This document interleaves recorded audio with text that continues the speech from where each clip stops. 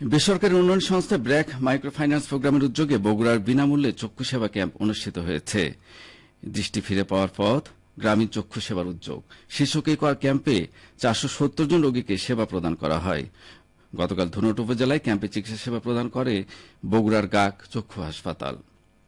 এর মধ্যে ৪৫ জন ছানি রোগী শনাক্ত করা হয়, যাদেরকে বিনামূল্যে ছানি অপারেশনের সদ্ব্যবস্থাও করা হয়। এছাড়া বিনামূল্যে ১৩৫টি চশমা বিতরণ করা হয়েছে। পাশাপাশি ২৫ জন রোগীকে উন্নত চিকিৎসার জন্য বিভিন্ন হাসপাতালে রেফার করা হয়।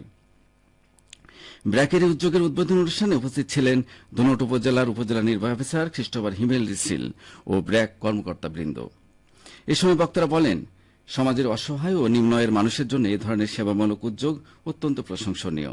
নিয়মিত এ ধরনের ক্যাম্পের আয়োজন করা হলে বহু মানুষ চিকিৎসা সেবা পাওয়ার সুযোগ পাবে এবং চোখের নানা জটিলতা প্রাথমিক পর্যায়ে শনাক্ত ও চিকিৎসা করা সম্ভব হবে।